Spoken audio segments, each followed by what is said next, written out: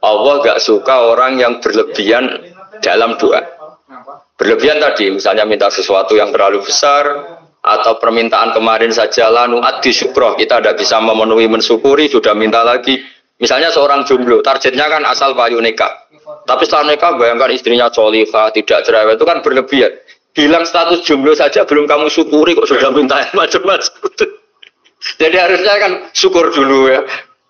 Assalamualaikum warahmatullahi wabarakatuh. Kalau kamu berdoa, itu yang tadarruk itu ya yang sangat sopan, wakuf ya, secara diam-diam atau secara enggak berlebihan. Terus hanya ayat innahu la yuhibbul mu'tadin. Allah itu tidak suka orang yang melewati batas. Itu termasuk melewati batas dalam doa karena ada unsur mendikte Allah. Saya memberi contoh tadi.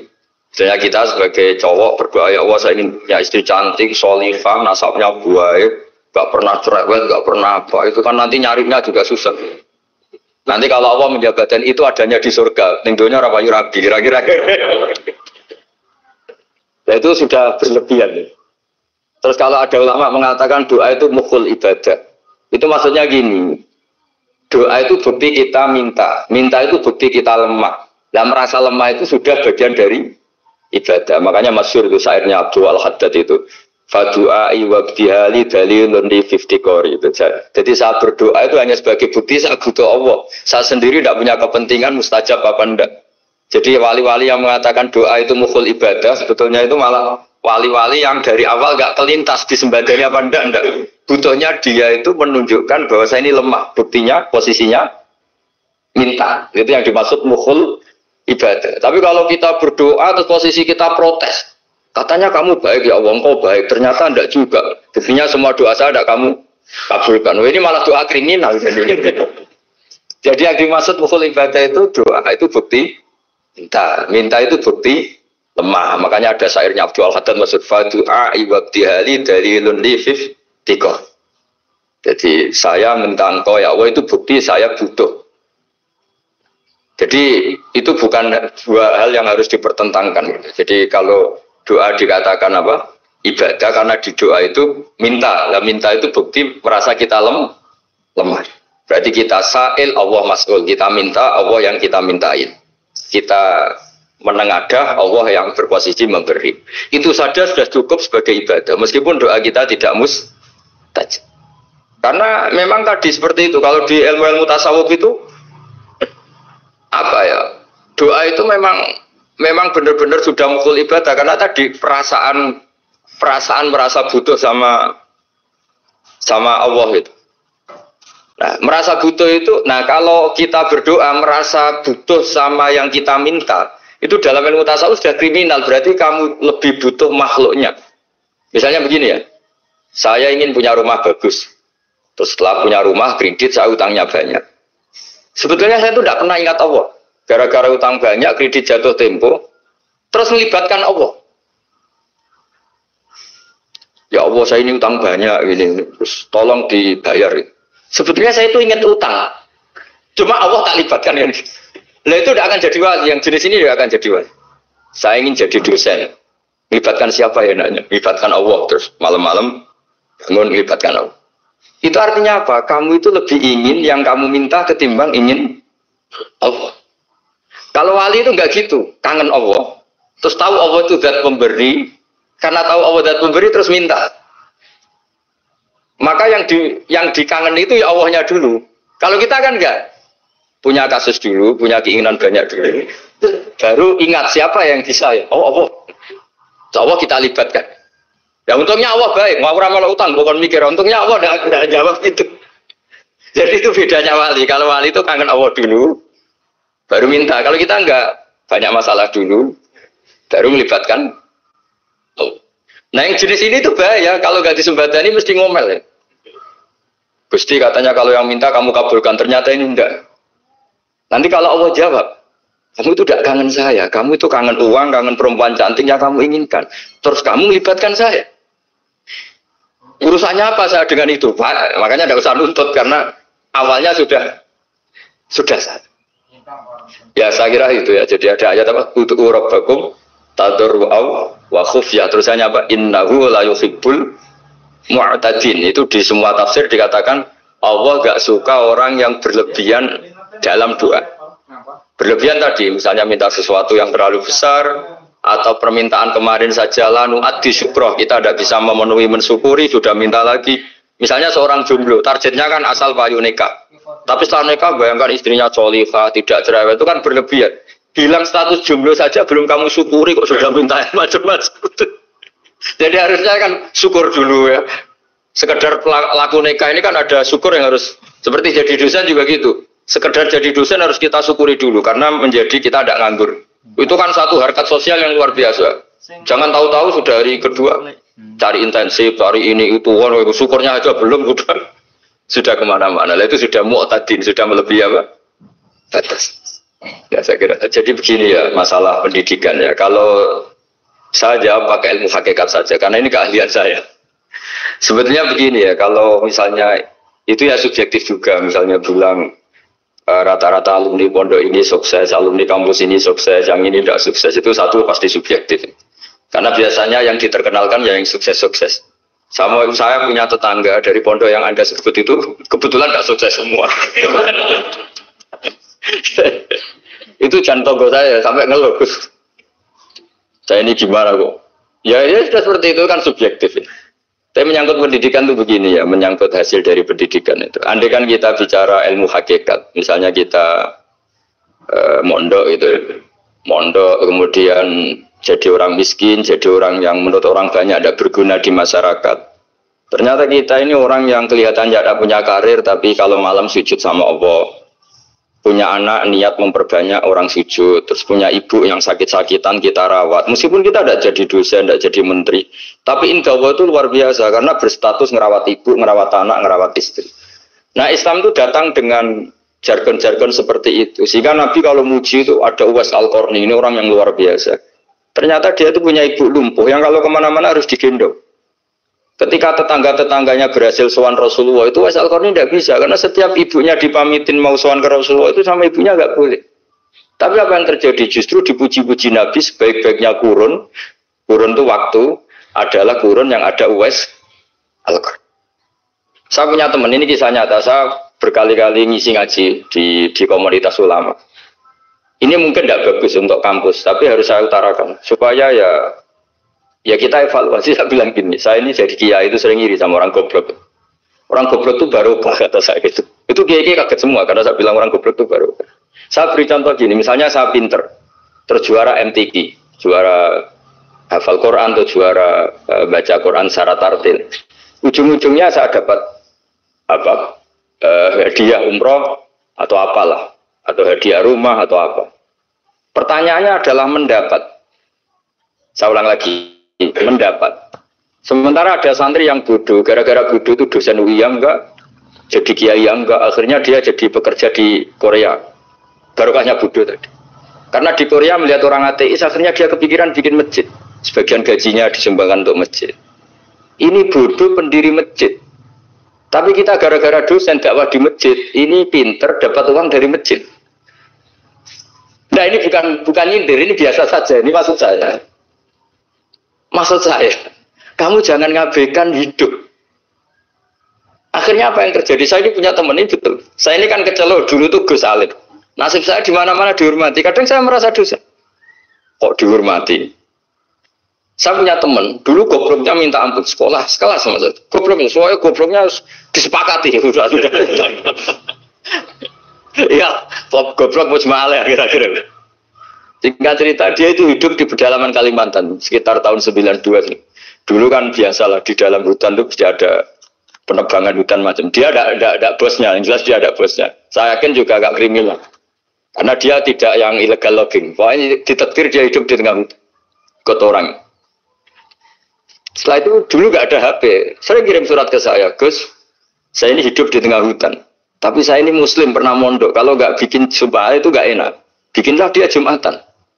Nah karena dia pernah ngaji fikih Syafi'i, kalau Jumatan nggak ada orang 40 itu harusnya zuhur tidak Jumatan. Tapi orang yang kerja di situ tidak mau. Wong dino Jumat kok zuhuran loh Pak. Kalau dino Jumat ya Jumatan ya. Tanya saya, Gus itu kalau ada kaulnya enggak supaya Jumatan ndak orang 40 sah.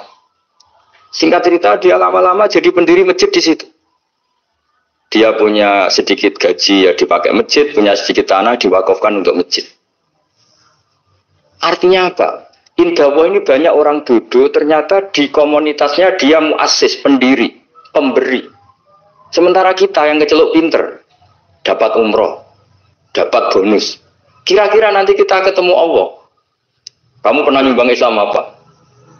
Yang bodoh jawab, oh nanti Gusti bikin masjid di pedalaman. Kita yang pinter. Kayaknya kalau memberi, enggak lah Gusti. Reputasinya mendapat. Ketika Nabi memenangkan perang Badar, itu ada Asra Badrin, tawanan-tawanan perang Badar. Nabi suka musyawarah, suka rembukan.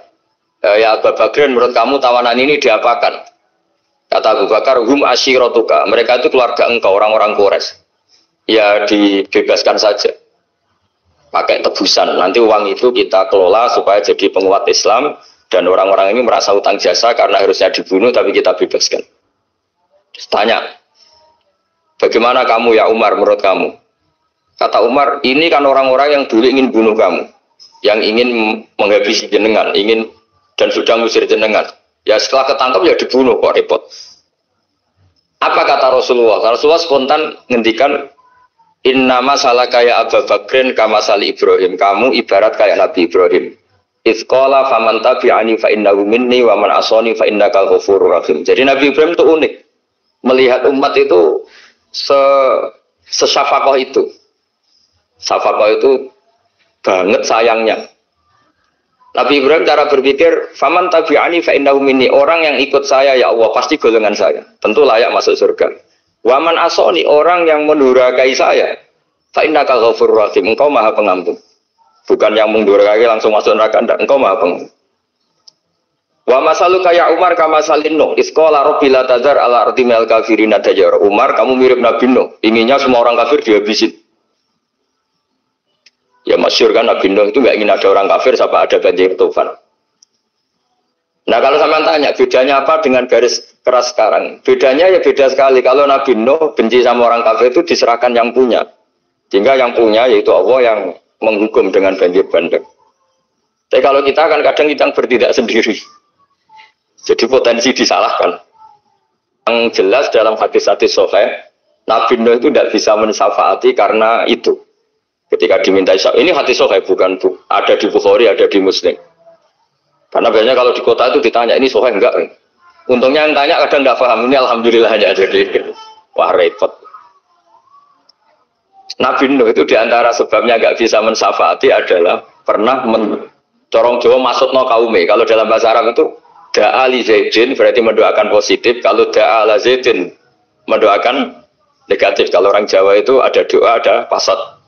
Nabi Nuh adalah orang yang pernah maksudkan kaumnya. Saya cerita sedikit tentang Nabi Nuh dan Nabi Ibrahim. Nabi Ibrahim dianggap tadi cerminannya Abu Bakar, dianggap niru Ibrahim, cerminannya Umar, dianggap niru Nabi siapa? Nabi Nuh. Lalu kalau sampean tanya, bedanya gimana? Begini logikanya. Kita mengkaji secara akademik begini. Ada ulama besar, namanya Abdul Hasan Asyadzili, itu masyhur di Indonesia menjadi Thariqah Asyadziliyah. Terus ada seorang muridnya minta gini, ya Abdul Hasan Asyadzili, tolong saya dikasih ijazah supaya saya tidak pernah maksiat di bumi ini. Karena saya takut sama Allah, kalau saya maksiat itu merasa tidak nyaman dengan Allah. Abdul Hasan Asyadzili ini malah marah besar. Atuhibbu alla tadhharu maghfiratu. Kalau kamu tidak pernah maksiat, berarti kamu suka maghfirahnya Allah Ta'ala itu tidak kelihatan. Karena tidak ada yang maksiat. Tapi bukan dukung kamu yang tidak ada. Ini cerita ilmiah. Tapi kalau Said Abdul Al-Haddad, itu kebalikannya. Ada orang fasik itu hidup berkeliaran, mengganggu masyarakat, ganggu ketertiban agama. Ada kiai atau siapa gitu mendoakan supaya tobat atau dikasih panjang umur supaya nanti bisa tobat. Itu beliau, Said Abdul Al-Haddad marah besar. Man da'a li fasikin bil baqa faqad ahabba yusawahu fi ardi. Orang yang mendoakan orang fasik hidup berarti dia suka Allah dimaksiati di buminya. Jadi akhirnya jadi kutub besar, yang satu Sadziliyah, yang satu Haddadi. Kenapa ya? Karena tadi yang satu cerminan Nabi Isa, yang satu cerminan Nabi Yahya. Sebagaimana sabda Rasulullah tadi, apa ulama umati ke ambiyai bani Israel. Juga masyhur dalam aplikasi pengajaran juga gitu. Masyhur sekali dalam kitab-kitab diceritakan. Kalau Said Abdul Haddad, kalau ada orang sowan itu, kamu ngaji sama siapa? Sama si A. Gitu. Pernah nangis gak pas ngajar? Gak pernah. Udah tidak terus, nggak usah diterusin ngaji orang seperti itu. Artinya atas, wong orang iso nangis. Ya. Tapi kalau Abu Hasan Asadili kebalikan, kamu ngaji sama siapa? Sama si A. Pernah tertawa nggak kalau ngaji? Nggak pernah. Udah nggak usah ngaji sama orang itu. Orang nggak bisa syukur. jadi itu manhaj besar. Nah akhirnya orang-orang kayak kita ini nggak jelas semua. Nangis ya bisa, syukur guyu ya bisa. Cuma celakanya kalau kita nangis karena tidak punya uang, kalau guyu karena punya uang itu masalahnya. Tapi kalau wali-wali dulu enggak, kalau senyum ya karena saking yakin rahmatnya Allah itu wasiat rahmatu. Kalau nangis ya karena takut azabnya Allah. Kalau kita kan enggak, sangat-sangat materialistik. Ini yang membedakan kita. Sebenarnya nangis dan senyum itu satu keharusan karena Allah punya madharul jalal. Ketika Allah dengan sifat keagungannya, maka kita ini cara Jawa serakot bersenyum. Tapi Allah itu kadang sebagai madharul jamal. Adanya satu keasikan. Sehingga yang merengut itu yang salah. Makanya dalam ilmu tasawuf, kutub wali itu hanya dua. Allah dengan madharul jalal, dengan Allah yang madharul jamal. Contoh madharul jalal misalnya gini. Ketika Nabi Musa ingin melihat Allah, saking kangennya ingin melihat Allah, Rabbi arini anzur ilaik, ya Allah saya beri hak untuk melihat engkau. Allah dengan jalalnya gini, Allah itu qadir, superior. Tentu gak layak tersentuh barang hadis itu makhluk.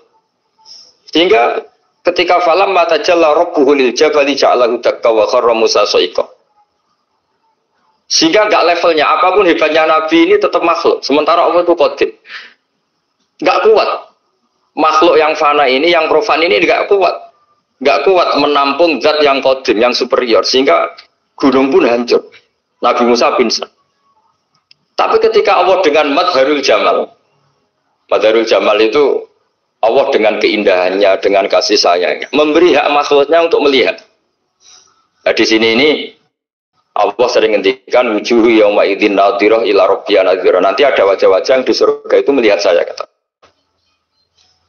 Tapi apakah betul melihat kayak saya melihat Pak Rektor melihat teman-teman itu tidak bisa. Karena Allah itu qadir, sehingga meskipun manusia ahlul jannah melihat Allah, tetap Allah ngendikan la tudrikuhul absar wa huwa yudrikul absar. Karena Allah di balik jamalnya ya punya jalal, jalalnya juga punya jalal. Sehingga selalu di Quran itu diulang beberapa kali supaya proporsional. Nah, kenapa ahli sunnah tetap berkeyakinan Allah bisa dilihat? Logikanya begini. Fa inna kulla maujudin yasif wa yura. Allah itu zat yang nyata-nyata wujud. Di mana-mana sesuatu yang wujud itu layak untuk bisa dilihat.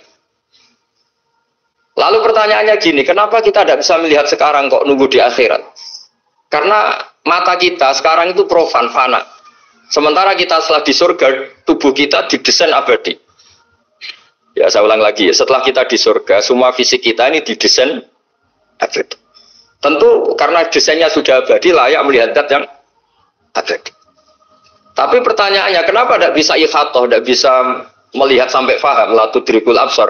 Karena abadi kita itu diabadikan. Sebagaimana surga abadinya diabadikan. Neraka diabadikan. Sementara Allah abadi dengan dirinya sendiri, yaitu Al-Qayyum, atau dalam bahasa ngajinya Qiyamuhu binafs.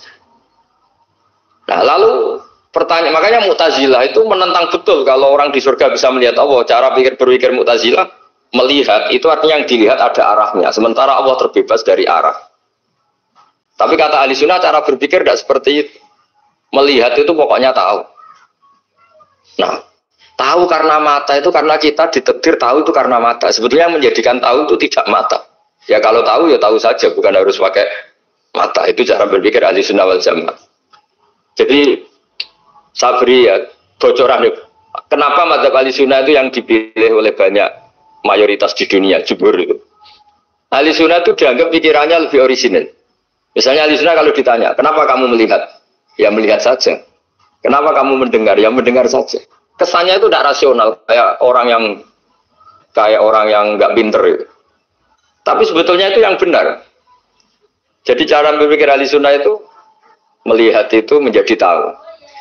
Menjadi tahu itu bisa karena mendengar, bisa karena melihat, bisa karena dikasih tahu, bisa karena bersentuhan. Sebab itu di Quran itu ada ayat ala ya'lamu man khalaqa, bukankah zat yang menciptakan itu menjadi tahu. Sehingga kenapa Allah itu selalu tahu? Karena Allah yang menciptakan.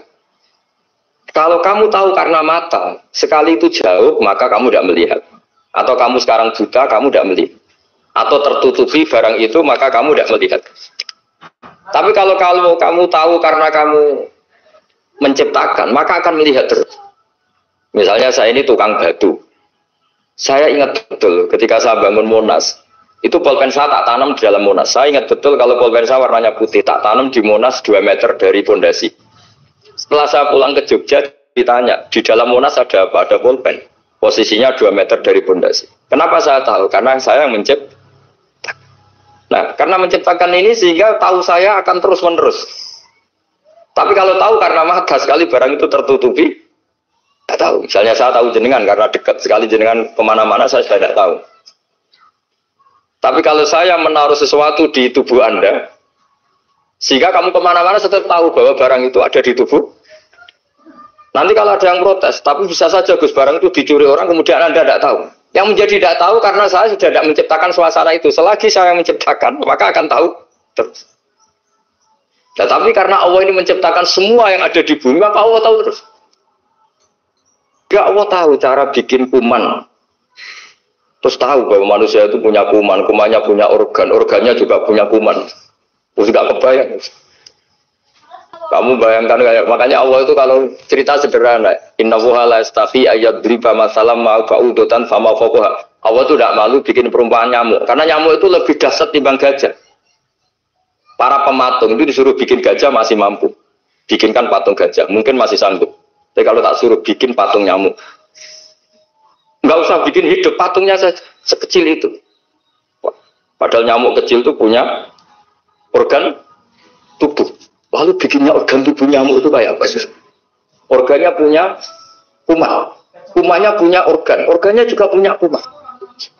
Sehingga orang-orang alim baca nyamuk itu lebih jadi ayat Allah ketimbang lihat dinosaurus. Tapi sekarang orang itu nggak tertarik ceritanya. Jadi beda perasaannya orang alim sama orang awam. Kalau orang awam itu melihat mukjizat kan yang dasar-dasar kayak dinosaurus, gajah, wow gitu. Kalau orang alim enggak, malah melihat nyamuk. Kealiman seperti itu terjaga di umatnya Muhammad, di umatnya Rasulullah Muhammad SAW. Karena ketika umat ini enggak ditunggu para nabi, itu Allah menjamin Muhammad, ulama umatmu nanti punya kemampuan seperti nabi. Tentu tidak dalam keutamaan, ya keutamaan tentu enggak sekelas sama nabi. Kenapa itu terjadi? Karena tadi para nabi ini mewakili sekian. Kalau kita sangat mencintai Indonesia, maka kita akan tegas siapapun yang ingin menghancurkan Indonesia. Itu kira-kira cerminan Nabi Nuh. Kalau kita sangat mencintai Allah, maka kita akan benci sebenci-bencinya sama orang yang mendurhakai Allah. Tapi masalahnya, Allah yang kita cintai itu memaklumatkan diri kalau bersifat ghafur, pengampun. Sehingga kalau kita terlalu kasar, ini kan yang kita cintai bersifat ghafur kok kita kasar. Di sini Nabi Ibrahim. Beliau sangat mantau sekali sama yang durhaka sama Allah. Tapi kalau mau mantau gimana? Zat yang mengajarkan itu bersifat ghafur. Maka kita mau tidak mau. Makanya ada riwayat mengatakan takhallaku bi akhlaqillah, kamu bertata krama kayak akhlaknya Allah. Akhirnya ya sudah, kita mau apa coba? Kira-kira kalau kamu mencintai seseorang, itu potensinya kan dua, protektif. Ada telepon, itu dari siapa? Cewek atau cowok, protektif. Itu bukti cinta apa bukti sultan? Kan tidak tahu. Tapi misalnya kamu cinta perempuan terus, WA-an sama lelaki gak apa-apa, jalan sama lelaki gak apa-apa, sama masa lalunya pacarnya juga gak apa-apa. Itu cinta apa pembiaran? Kan sama-sama gak jelas. Nah kira-kira mencintai Allah itu kira-kira analoginya seperti itu. Kalau yang satu protektif, Allah harus satu-satunya yang disembah. Gak boleh didurhakai, gak boleh dikhianati. Sehingga itu sangat keras sekali. Nah, ini Nabi Nuh. Di sini ada Nabi Ibrahim karena orang yang zat yang kita cintai bersifat ghafur. Jika kalau kita terlalu tegas beda dengan sifatnya Allah yang bersifat ghafur. Nah umatnya Nabi seperti itu mulai dulu. Ada yang moderat, ada yang keras, ada yang setengah keras, setengah moderat. Ada yang ngambil sikap, urip mangan turu, ngenteni mati. Itu lebih baik itu timbang punya istihad tapi gak jelas mendingan. Itu ada riwayatnya. Suatu saat ibadah akhir umatku terbaik adalah tidur. Maksudnya tidur itu gak ngambil sikap, masyhur itu. Saya beri riwayat yang ada di Bukhari Muslim. Satakunu fitanun. Al-qa'id fiha khairun nal-qa'im wal-qa'in fiha khairun nal-masi wal-masi fiha khairun nasai. Nanti di akhir zaman itu banyak fitnah. Kata Rasulullah, yang duduk lebih baik ketimbang yang berdiri. Yang berdiri lebih baik ketimbang yang jalan. Yang jalan biasa lebih baik ketimbang yang jalan bergegas. Man tasyarrafa laha tastasrifu. Fitnah itu adalah siapa yang terlibat maka akan semakin parah. Sehingga semenjak itu ulama berpikir nanti di akhir zaman kalau ada fitnah, itu sebaiknya orang ngambil sikap sepasif-pasifnya. Secuek-cueknya. Jadi semua syurahul hadis sepakat makna hadis ini apa? Orang disuruh sikap secuek-cuek. Misalnya pilihan presiden, contoh kecil pilihan presiden. Mungkin para intelektual nggak merasa, tapi kalau ulama itu cara berpikir beda. Pilihan presiden, kamu fanatik milih A, yang satu fanatik milih B, ya presiden atau bupati atau gubernur. Terus yang satu bilang gini, wah kalau nggak di presiden A, nggak di bupati A, nggak di gubernur A, negara ini rusak. Mungkin betul dari segi jejak rekamnya A ini bagus. Tapi pertanyaannya secara tauhid, bagaimana Anda menggantungkan kesejahteraan sama makhluk? Kamu nggak pernah terusik begitu kan para intelektual? Itu kan melukai. Bagaimana mungkin Anda menggantungkan kesejahteraan dengan seorang makhluk? Wah kalau di presiden A pasti Indonesia makmur, kalau bupati A pasti Sleman makmur, pasti Bantul makmur. Bagaimana mungkin makhluk yang sedang soleh kamu pastikan selalu soleh? Wong dia makhluk bisa berubah. Sementara yang B misalnya fasik, wah kalau dipimpin B pasti rusak negara. Bagaimana kamu pastikan B yang fasik selalu fasik? Dia saja dia husnul khotimah. Yang fasik pas mimpin jadi soleh, yang soleh pas mimpin jadi fasik. Akhirnya ulama karena tahu sifat manusia itu baru badan kendali di tangan Allah. Sikapnya nggak jelas. Saya ini termasuk orang yang terkenal nggak jelas. Karena kalau ditanya, Gus sampai pilih presiden mana, bakti mana? Sanut pangeran sing dadi ya loyal ini. Wah, anut pangeran yo kacau. Wah, luwe kacau menan anut pangeran kan terus. Ini kan sudah agak sambung karena pikirannya ulama. Memang nggak beda, cara berpikir ulama itu beda. Bahkan bapak saya itu kalau didik saya itu begini. Kalau meseli saya atau ngirim saya dulu itu kan pakai mes. Ini uang kamu 500.000 untuk kamu. Mesti ditambahi 100.000 ini untuk buat jajan sama teman-teman. Mesti ada uang pokok, ada uang sodako. Dulu saya sering tanya, kenapa bapak sangat menghormati teman-teman saya? Kata bapak, kowe mondok aku ora iso nyukupi, sing iso nyukupi ya kanca-kanca. Ternyata betul, rata-rata anak kuliah atau anak mondok, uang pribadinya kan 8 hari dari dikirim sudah habis. Berarti kan masih 22 hari, kok bisa hidup itu kan barokahnya teman-teman itu. Malah yang agak beling itu 1 hari sudah habis, berarti ada 29 yang bergantung sana sini. Sehingga Nabi dulu cara ngendikan itu unik. Kata Nabi, da'unna sayar zuku wahu ba'duhum ba'duh. Menusau barnawa, itu saling memberi rezeki. Ketika ada kolab, Medina itu pernah kolab, terus sekarang pernah defisit. Beberapa pakar ekonomi datang ke Rasulullah, ya Rasulullah, sa'ir, tolong dikasih harga standar. Tapi apa jawabannya Nabi? La tusairu fa inna Allaha huwal musair. Kamu jangan kasih harga, Allah sendiri yang menentukan harga itu. Terus kata Nabi, kenapa engkau begitu ya Rasulullah? Ini negara harus ditentukan harga karena gini-gini. Kata Nabi, saya tidak ingin ketemu Allah dalam keadaan dolim. Tapi ini tentu di teori ilmu modern ini masalah. Tapi menurut orang modern. Tapi kalau menurut ilmu hakikat itu nggak akan masalah. Misalnya, kenapa Nabi tidak menentukan harga dalam keadaan negara seperti itu? Jawabannya pakar-pakar hakikat. Ya saya ulang lagi pakar-pakar hakikat. Begini, misalnya ada orang menimbun supaya nanti harganya mahal itu. Terus ditimbun terus sampai nunggu harganya mahal. Lama-lama dia sadar kalau timbunannya nggak ada gunanya karena ternyata orang nggak beli. Nah, ketika orang nggak punya kemampuan beli, yang menimbun juga tidak punya uang.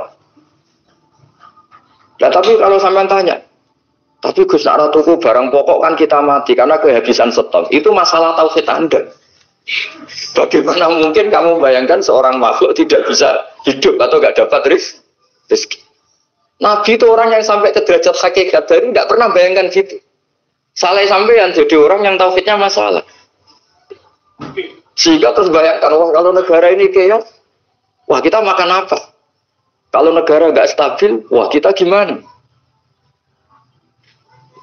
Itu tidak bisa seperti itu. Dulu ketika kita dijajah Belanda, itu kiai-kiai kita, Mbak Hasyim Asy'ari, Mbak Ahmad Dahlan, mondoknya di Mekah. Sampai alim alama, dua beliau, Mbak Hasyim sama Mbak Ahmad Dahlan itu ngajinya sama-sama Syekh Khotib Minangkabau. Cuma Mbak Hasyim lebih menekuni ke Syekh Mahfud Termas, yang satu menekuni Syekh Khotib Minangkabau. Jadi dua beliau itu ngaji di guru yang sama. Mbah saya, buyut saya itu ya sudah mondok Mekah. Zaman dijajah Belanda. Sekarang kita agak dijajah, agak mondok di sana. Buyut saya itu zaman itu sudah haji.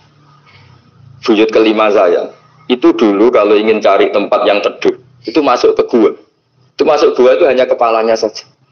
Kakinya masih di luar. Karena gua di Arab tidak seperti gua di sini. Kalau gua di sini kan orang bisa masuk semua. Kalau gua Arab kan hanya celah-celah batu-batu besar.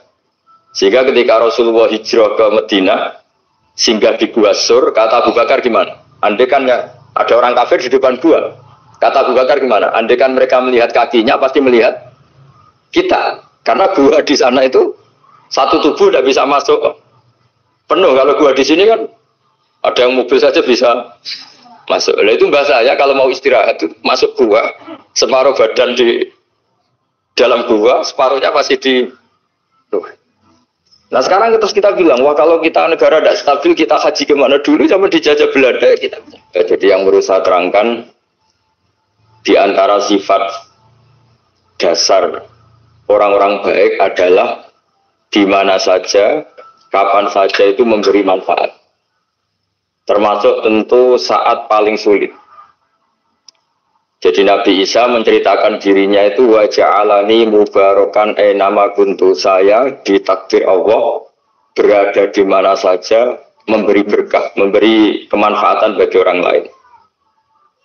Ada beberapa cerita tentang Nabi Isa. Jadi perlu diketahui ada 3 nabi yang seperiode. Satu Ibrahim dan Nabi Lut. Ibrahim itu sama Nabi Lut itu pernah paman.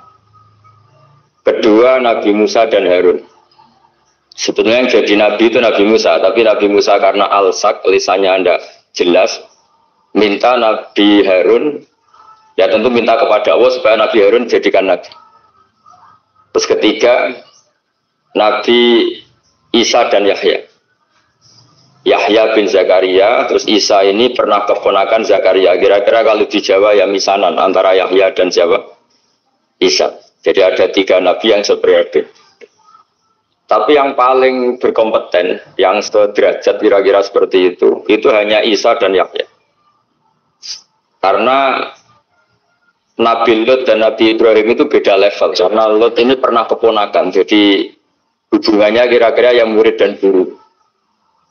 Terus Musa dan Harun itu juga nggak level, karena Nabi Harun ini jadinya Nabi itu atas permohonan Nabi Musa. Sehingga meskipun Harun itu kakaknya, tapi nggak berani bantah. Jadi Nabi Musa itu dalam cerita, beliau itu alsak. Alsak itu lesannya agak kedal. Tapi ini alsak yang barokah. Jadi dulu ceritanya Musa kecil, karena dia seorang Nabi, beliau seorang Nabi. Itu kalau melihat Fir'aun itu mantelnya bukan main. Padahal kecilnya dirawat Fir'aun. Singkat cerita, mulai kecil sudah usil. Kalau melihat Fir'aun itu ya jenggotnya dipakai mainan. Pokoknya nakal. Lama-lama Fir'aun curiga, dasar orang Israel. Nabi Musa ini turunan Israel. Lama-lama Fir'aun itu yakin kalau itu sengaja. Akhirnya Fir'aun mau membunuh Musa. Terus kata istrinya Fir'aun, Musa itu masih anak kecil. Jadi seperti itu ya bawaan anak kecil, bukan bawaan kebencian terhadap orang Kipti, orang Mesir. Kalau dalam bahasa kitab kuno Mesir itu Egypt Al-Kipti, makanya disebut Maria Al-Kiptiyah. Kalau orang sekarang bilang Egypt itu bahasa kunonya Mesir itu Al-Qibtiyah. Nah, memang secara bahasa Arab Mesir itu nggak mungkin, bahasa Arabnya Mesir itu nggak mungkin karena Misro itu maknanya kota.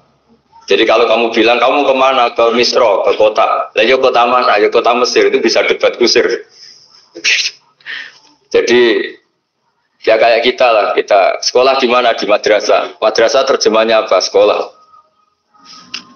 Nah, kemudian oleh istrinya Fir'aun ya gini saja, buktikan kalau Musa itu masih anak kecil. Masyhur itu dalam cerita dikasih bara api sama apel. Sebenarnya Musa kecil ini sudah pintar mau milih apel. Sama malaikat Jibril diarahkan tangannya itu ngambil apa? Bara api terus dikunyah. Itu yang menyebabkan lisannya Musa itu alsak, agak pelat. Nah, ketika jadi Rasul itu akan repot karena nanti harus pakai penerjemah. Jadi seorang Rasul tapi lisannya tidak apa? Cakap. Akhirnya Nabi Musa realistis ngendikan ketika diutus wa akhi Harun wa afsahu minni lisanan fa arsilhu ma'iyarid ayyusaddiquni inni akhafu ayyukadzibun. Ya Allah, saudara saya Harun itu lisannya lebih fasih. Tolong jadikan dia Rasul sebagai penguat saya. Akhirnya Allah mengabulkan doanya Nabi Musa, kemudian Harun dijadikan sebagai apa? Rasul. Sehingga meskipun satu angkatan, Harun dan Musa ini enggak level. Artinya enggak level itu ya Harun yang takut Musa. Terus ketiga ini Nabi Yahya dan Nabi Isa. Ini umurnya ya seangkatan, kecerdasannya, jadi nabinya sama-sama mulai kecil. Kita tahu Nabi Yahya termasuk yang diberi kitab Allah, ya Yahya khudil kitab bi quwwah wa atainahu hukma sabiyya. Yahya berpeganglah kitab secara kuat dan dia saya kasih kenabian ketika kecil. Sama dengan Nabi Isa yang disebut wa yukallimun nasa fil mahdi wa kahla. Sehingga karena selevel dua nabi ini menjadi figur besar dalam manhaj, dalam metode dakwah. Dua karena masih misanan tadi, kalau Jawa kira-kira mirip misanan.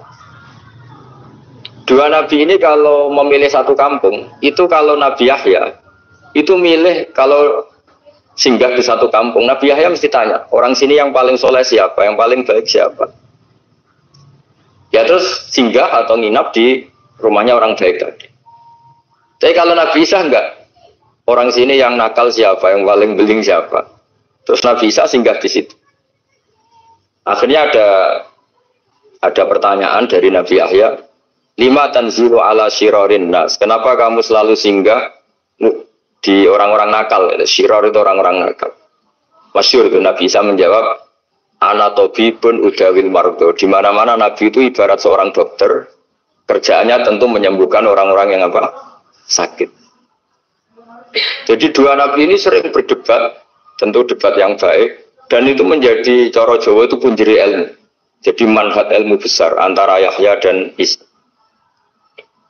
Begitu juga Nabi Yahya itu kelihatan agak rileks, panik, saking takutnya sama Allah. Kalau Nabi Isa itu rileks, pokoknya kumpul orang-orang nakal itu ya rileks. Akhirnya ada dua pertanyaan sekaligus nanti jadi dua manhaj. Kenapa kamu sering masam itu, sering kalau bahasa Arab itu abasa ya. Terus yang Nabi Yahya balik bertanya, kenapa kamu sering senyum, sering tertawa?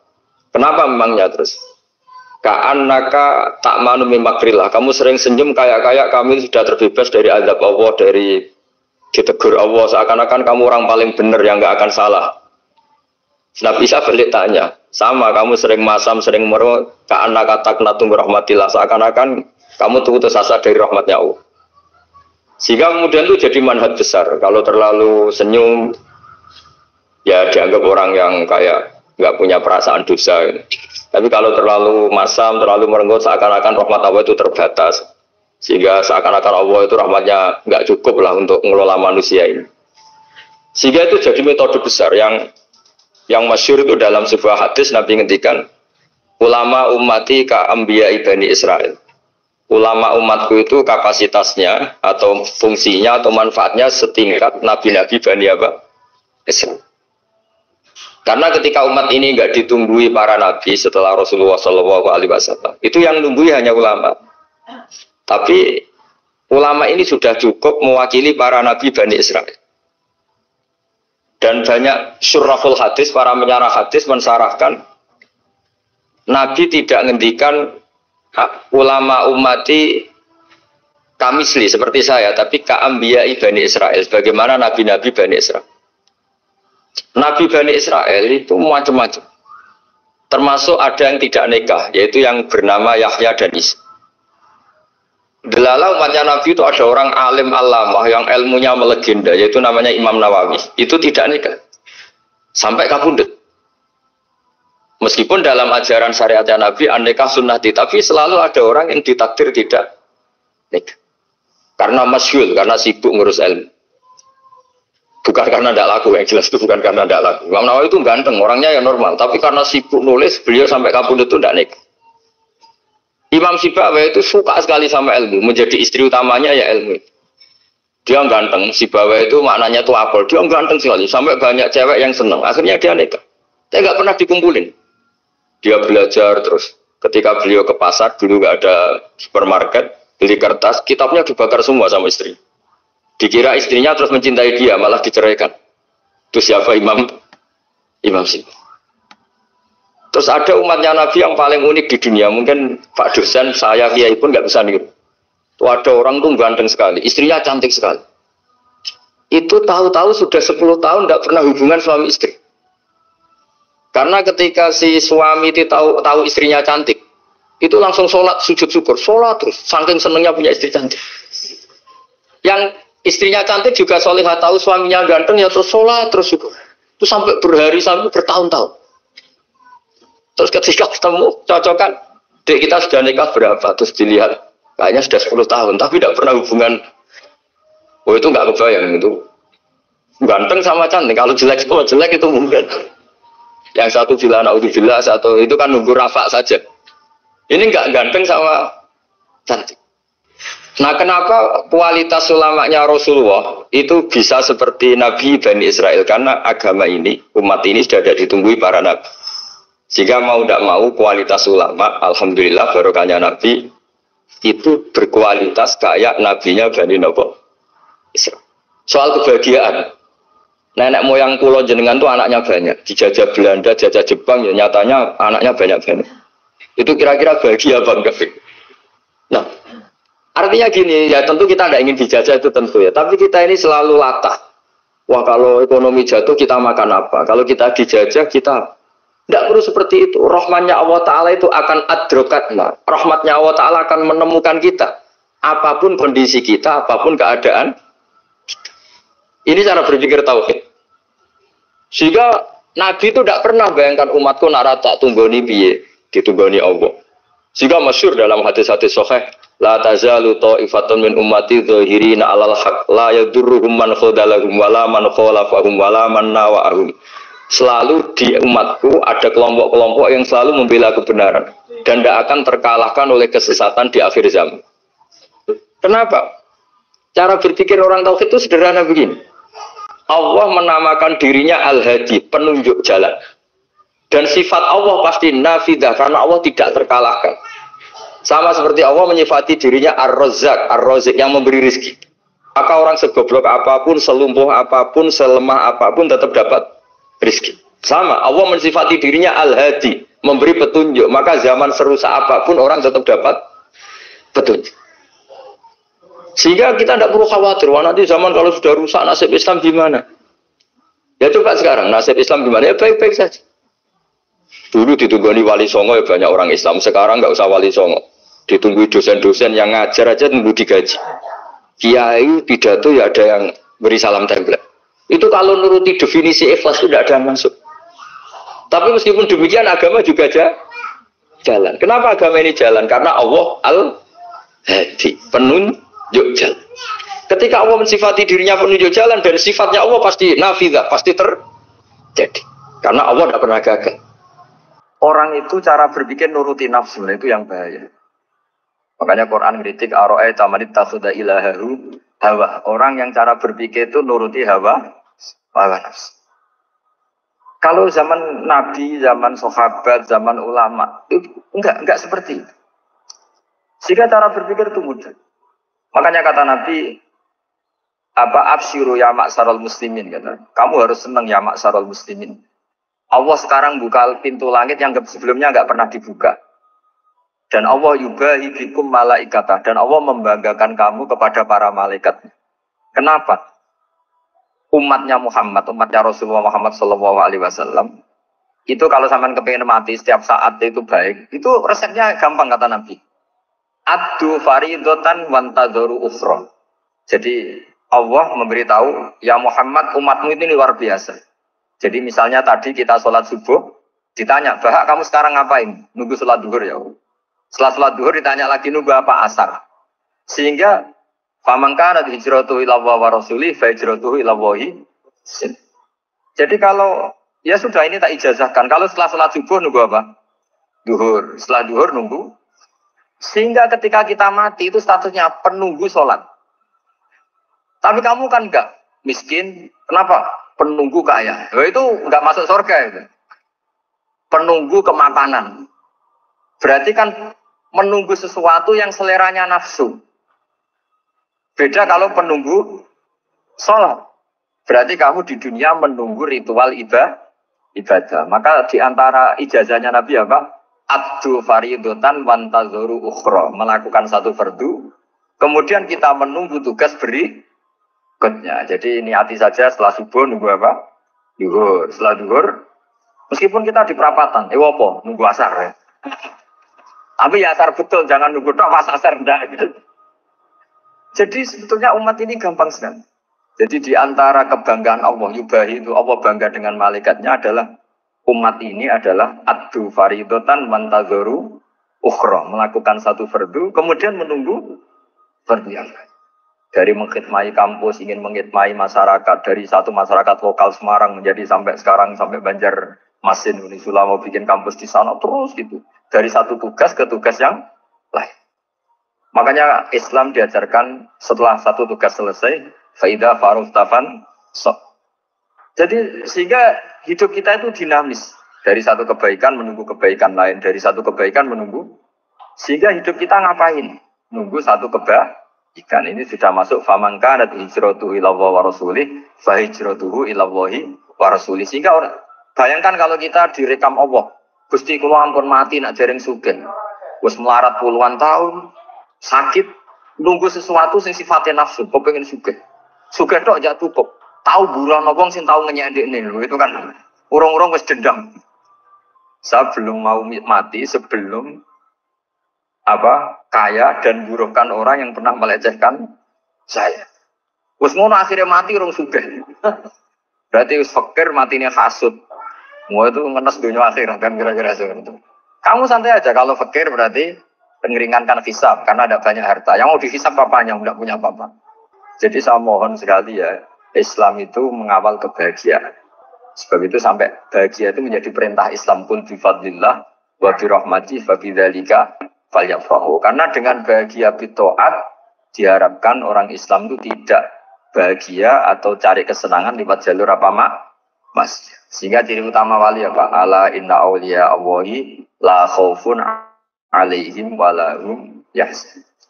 Sehingga ulama dulu itu rileks. Termasuk yang saya ceritakan tadi, Imam Ahmad, Imam Syafi'i. Itu melihat apa saja rileks. Ya tadi kalau disenangi orang ya barokah, punya kawan kebaikan. Nak jeneng ya barokah. Barokah jeneng di ketinggi tongkor ada utang, ada tulung gitu. Jadi rileks saja. Masyhur itu Imam Syafi'i ngendikan waman asa'a ilaika faqad atlaqaka. Orang yang berbuat buruk sama kamu, hakikatnya adalah membebaskan kamu. Atlaqo itu apa? Membebaskan. Enak gak jadi hidup itu? Kalau kamu kan enggak, kok gedeng aku salahku apa? Malah kamu ujub dong, orang kok gak tahu salahnya. Kamu jadi suami, istrinya ngomel, kurang apa saya sebagai suami? Ya kurang banyak, ada ganteng, ada kaya, ada ini. Malah kalau diterangkan malah parah toh. Ya sudah rileks saja. Kalau dia ngomel ya tadi, alhamdulillah dapat pahala tambah apa? Biaya. Terus ngomel kan butuh energi, paling ya udah kuat 3 jam. Oh, nanti juga berhenti apa? Terus ambil nilai positifnya, misalnya ngomel sama suaminya, bagus lah. Kalau ngomel sama tetangga malah kayak apa gitu aja udah. Jadi ulama dulu itu gampang sekali melihat melihat hidup. Rasulullah ya gitu, melihat hidup tuh gampang saja. Ketika tanya, ya Aisyah apa ada sarapan? Tidak ada ya Rasulullah, ya sudah saya tak puasa. Jadi enteng saja. Kadang-kadang beliau ingin puasa, ya puasa sunat, ada sarapan nggak jadi puasa. Rileks. Nabi itu rileks. Kalau ngajari kebaikan juga rileks. Nah sekarang itu banyak orang yang karena mungkin kurang baca. Islam itu kayak menjadi aturan yang bengis, yang repot, yang mengekang. Itu tidak seperti itu. Yuridu wa bikumul yusra, wala yuridu bikumul usra. Allah menghendaki agama ini mudah. Sehingga ada sahabat di Imami Mu'ad itu baca Baqarah. Sahabat ini pekerja petani. Mufarokoh ditinggal. Ketika Mu'ad lapor, ya Rasulullah ini ada orang munafik. Tengah-tengah sholat mufarokoh saya ditinggal. Yang disalahin itu tidak yang tinggal tapi Mu'ad. Afattanun anta ya Mu'ad. Kami itu tukang fitnah. Masa ngimami petani pakai surat Baqarah. Jadi yang disalahkan ini imamnya. Kalau kamu jadi imam, sholatnya ya yang cepat. Makanya terus banyak orang kecepatan karena terjadi. Jadi Nabi itu enteng sekali. Jadi apa ya, Nabi itu beda dengan yang kita bayangkan beda. Nabi pernah ngaji di masjid, kemudian ada tetangga lewat pakai cangkul ke kebun. Semua sahabat gerutu. Ini orang tidak benar, ada Nabi ngaji ditinggal saja ke kebun, tidak ikut ngaji.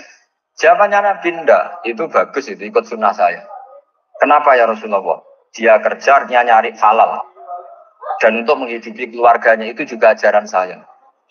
Sehingga yang ngaji ya ajarannya Nabi, yang nggak ngaji karena kerja mencukupi keluarga juga ajarannya Nabi. Segampang ini. Oh, kalau kayaknya kamu kan, wes gak roh akhlak kan gitu. Nabi rileks saja negatif. Sampai bisa lihat itu di Ihya, di bab Fadhailul Kasbi.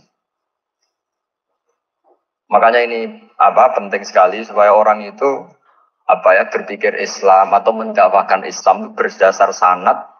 Ya, yang mutasil yang pernah dilakukan Rasulullah SAW. Sesuatu yang dilarang Allah itu pasti madharat. Maka untuk melarang seseorang bergantung sama narkoba misalnya atau hal-hal yang bahaya pada fisik, itu satu tentu bagi ahlullah, tentu karena takut Allah.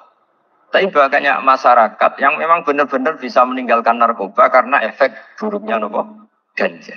Bahwa itu mengakibatkan sakau, mengakibatkan tidak sadarkan diri, mengakibatkan kebangkrutan ekonomi macam-macam. Sehingga mereka benar-benar benci sama yang namanya narkoba. Jadi di antara manhajul Quran itu kalau mentakbih, memburuk-burukkan maksiat itu mesti dikritik innahu kana fahisah. Innahu kana fahisata wa maqta wa sa'a sabila. Innahu kana fahisata wa sa'a sabila. Diulang beberapa kali. Sehingga dibutuhkan kecakapan untuk menganggap satu hal yang buruk itu fahsyah, sesuatu yang enggak rasional, sesuatu yang tidak positif, sesuatu yang pasti berdampak negatif. Sehingga kalau misalnya tadi dibacakan oleh Qori, kuntum khairu ummatin ukhrijat linnasi ta'muruna bil ma'ruf wa tanhauna 'anil munkar. Untuk berhenti dari kemungkaran itu satu takbihun litil kal mungkar atau litil kal mungkarat, bahwa mungkarat itu kita cap, kita stigmasi bahwa itu buruk sekali.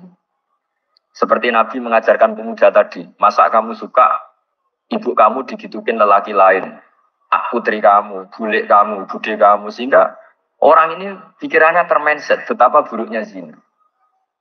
Sama seperti kita sukses memindset betapa buruknya narkoba, betapa buruknya bahan-bahan terlarang. Begitu juga seterusnya terus pengkhianat dan sebagainya. Tapi problem manusia adalah dia itu akan mencari kebahagiaan atau kesenangan sesaat. Maka caranya gimana? Keinginan senang lewat maksiat ini dilawan dengan nyaman dengan taat. Saya ulang lagi, nyaman dengan taat. Sehingga ulama dulu punya kalimatul munajat, artinya kalimat hubungan pribadi sama Allah yang menjadikan orang itu nyaman. Dan ini yang diajarkan kitab-kitab tasawuf. Kitab tasawuf itu sukses mengajarkan melihat alam raya ini semuanya nyaman, termasuk yang mengecewakan. Itu dianggap nyaman.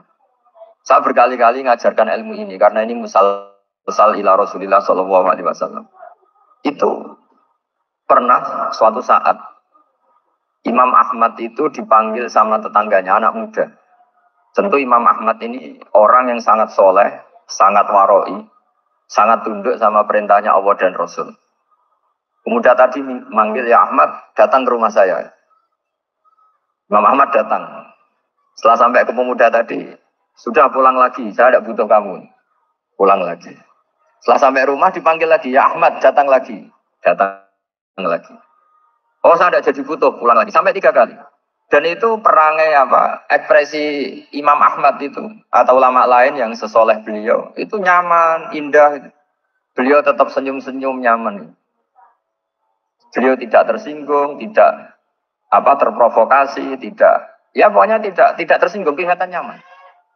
Lama-lama pemuda ini terus tanya, ya Ahmad, kamu saya perlakukan seperti ini kok tidak tersinggung? Kamu senyum-senyum saja, happy-happy saja. Jawabnya Imam Ahmad itu unik. Wahai pemuda, saya kamu panggil itu senang sekali. Karena kata Nabi, kalau kamu iman dengan Allah dan Rasul, maka hormatilah tetangga. Jadi saya senang. Karena nuruti perintah Allah untuk menghormati tetangga. Jadi tidak ada urusannya dengan kamu. Kagetnya kayak apa? Jadi dipanggil tetangga ya senang karena melakukan perintahnya Allah dan Rasul itu ikramul jar, paling primjar. Disuruh pulang, kamu ingin saya pulang, ya saya pulang. Disuruh datang, ya saya datang. Jadi saya tidak tersinggung, saya tidak ada urusan dengan kamu. Urusan saya dengan Allah Subhanahu wa Ta'ala. Itu kalau bapak-bapak istrinya ngomel terus sabar itu ya bagus. Saya tidak punya urusan. Kalau kamu terprovokasi oleh istri, berarti kamu didikte oleh makhluk. Masa seorang rektor didikte makhluk? Kan tidak keren. Apalagi seorang Habib didikte makhluk, kan tidak keren. Yang bisa mendikte kita hanya Allah Subhanahu wa Ta'ala. Dan Allah mendikte kita, mengajarkan dia wa ashiruhunna bil ma'ruf fa in karihtunna fa asa an takrahu shay'an wa yaj'alallahu fi khairan katsira. Jadi cara melihat istri kita bawel gitu atau cerewet, alhamdulillah ini ada pahala tanpa modal, cukup sabar. Kalau istri kamu sedang mesra, malah mintanya ke mall, malah biayanya tinggi. Murah mana dapat pahala dimarahin sama saat mesra minta ke mall? Milih yang pertama kan? Nah ya itu tidak usah modal. Ya gitu aja. Jadi kalau istri sedang marah, bawel, anggap saja ini rezeki. Dapat pahala tanpa apa? Biaya. Nah, kalau pas rukun malah nantang ke mall, biayanya malah tinggi. Jadi ulama dulu itu melihat dunia itu happy. Pernah Imam Syafi'i dikasih tahu, orang yang tadi nyium tangan kamu ya, itu di rumah menghujat Anda. Jadi dia sopan hanya di depan Anda, kalau di luar menghujat Anda. Jawabnya Imam Syafi'i lucu. Ya baguslah. Yang cerita ini kaget. Kenapa bagus ya Abu Abdillah? Kalau manggil Imam Syafi'i ya Abu Abdillah. Ya berarti saya masih wibawa, di depan saya tidak berani katanya. Jadi dipandang enteng saja. Jadi kalau kamu di depan kamu istri kamu tidak berani belanja, tidak ada kamu belanja banyak, anggap saja Anda wibawa. Jadi enteng saja. Pernah Imam Syafi'i dikasih tahu, separuh dari kampung Anda itu nggak suka kamu. Ya bagus lah. Kenapa? Oh nak rukun malah bakal utang katanya gitu. Kira-kira yang utang tuh yang rukun apa yang neng-nengan? Yang rukun. Jadi enteng saja. Masyhur itu makalah Imam Syafi'i. Waman asa'a ilaika faqad atlaqaka. Orang yang berbuat buruk sama kamu berarti membebaskan kamu. Kalau saya sedang nenengan sama Habib Hasan Toha Putra, beliau naik Alphard nggak nawarin saya sah karena baru nenengan. Tapi kalau sedang rukun malah harus repot mana? Rukun sama tidak rukun? Repot rukun sebetulnya. Jadi Imam Syafi'i itu happy saja. Kalau sedang rukun sama tetangga ya dianggap rukun itu satu kenikmatan. Sedang tidak rukun ya dianggap satu kenikmatan. Jadi orang dulu itu serilek itu melihat dunia. Kalau kita kan enggak, ego. Wah saya ini suami kok dimarahin istri. Wah ini egonya bangkit. Padahal egonya bangkit itu ada kebodohan di situ. Yaitu seorang rektor didikte seorang istri, seorang makhluk. Apalagi kalau Anda daftar wali itu tidak akan jadi wali. Ini wali kok tunduk sama makhluk. Karena didikte apa? Makhluk. Maka Imam Ahmad ketika tetangganya bully gitu ya santai saja beliau happy. Ketika pemuda tadi iskal janggal, kenapa kamu gak tersinggung ya Ahmad? Memangnya saya harus tersinggung gimana? Kan tak panggil tidak jadi, tak panggil tidak jadi. Hei pemuda, saya ini tidak punya urusan dengan kamu. Saya nuruti kamu karena perintahnya. Oh, saya senang melakukan perintah Allah harus berbaik sama kamu. Sampai 3 kali. Ajarkan Muhammad atau katakan Muhammad pada umatmu. Sebaiknya atau seharusnya mereka hanya gembira dengan melihat fadlnya Allah dan rahmatnya Allah. Ini harus kita pahami mulai dari konstruksi yang paling pokok, yaitu akidah.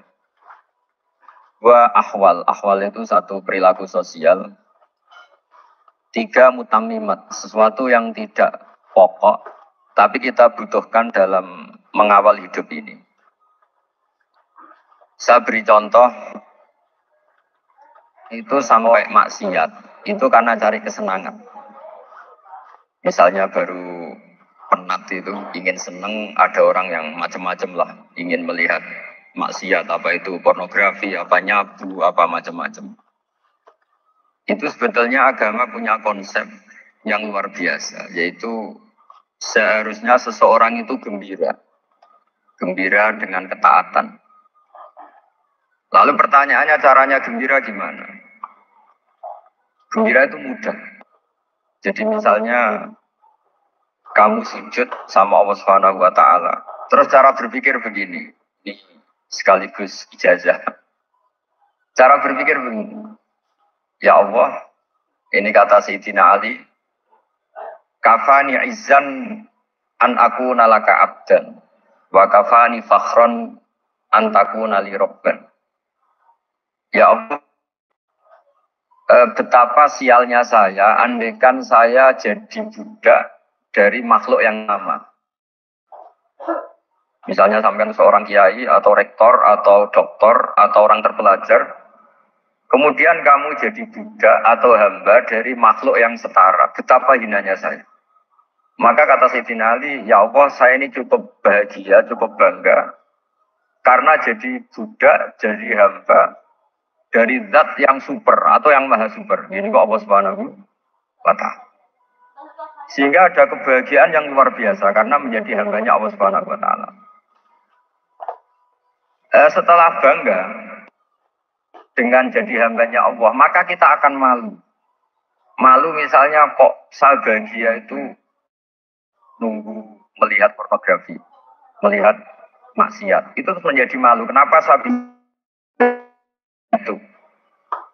Ya, kita malu karena didikte oleh hal-hal yang seremeh itu. Karena kita didikte oleh nafsu. Jadi izzatun nafsi, satu harga diri seseorang itu harus dihidupkan untuk hanya tunduk kepada Allah SWT. Sehingga Nabi itu melatih satu logika tarkul ma'asi.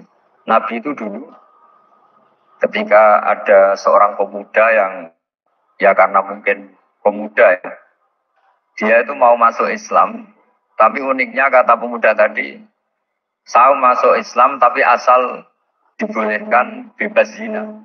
Ini agak sableng. Jadi mau masuk Islam syaratnya dibolehkan apa? Zina atau free freedom. Nah orangnya agak hiper. Itu Nabi tidak langsung mengancam dengan neraka. Ketika mau pamit gitu, semua sahabat melarang. Mah itu jangan, kamu jangan suara Nabi. Itu permintaan yang nggak masuk akal. Setelah lama ditahan, terjadi kegaduhan di masjid. Nabi dengar, itu ada apa itu? Itu ada pemuda yang mau masuk Islam tapi yasta'dzinuhu fi zina. Tapi mereka minta izin Nabi untuk tetap boleh zina. Kata Nabi, pemuda itu suruh masuk, suruh menghadap saya. Ketika menghadap Nabi, saya ulang lagi ketika menghadap Nabi, Nabi mengajarinya itu luar biasa. Nabi tidak langsung mengancam dengan neraka atau dengan azab tunda. Tapi kata Nabi, atuhibbuhu li ummik. Kamu suka kalau ibu kamu itu jadi demenannya orang banyak. Pondok ya Nabi, yang demen ibu saya tak bacok kan. Karena ini agak preman, di mana-mana orang ngakal agak preman. Atuhibbuhu li bintik. Kamu suka kalau putri kamu ya digitukan orang-orang. Oh ya enggak Nabi, yang gitukan putri saya tak bacok. Atau hibbuhu li kholatik, kamu suka kalau bule kamu digitukan. Atau hibbuhu li ammatik, kamu suka kalau saudara bapak kamu digitukan. Nabi itu mengeset ya. Kalau sekarang itu di otak mungkin. Nabi itu meluruskan otaknya anak muda itu betapa buruknya zina. Kalau bahasa Arab ditakbih. Apa buruknya zina? Kamu suka kalau korbannya ibu, putri kamu, bude kamu, bule kamu. Sehingga orang itu matur ya hasbuka ya Rasulullah, ini sudah cukup. Saya tidak pernah melihat sesuatu seburuk zina. Jadi al-qawwa fi qalbihi zina. Kemudian Allah meletakkan di hatinya, menanamkan benci zina. Sehingga akhirnya pemuda tadi menjadi ifah, menjadi menghindari zina. Artinya begini ya, ini mungkin yang lolos dari para kita sebagai dai, kita tidak belajar banyak tarbiyahnya Rasulullah Shallallahu Alaihi Wasallam. Jadi kalau kita benci maksiat, itu jangan hanya ditakhdir, ditakutkan neraka itu enggak. Jangan hanya itu. Tapi di logika. Jadi kalau kita menghindari maksiat, itu selain karena takut azab, itu ada logika.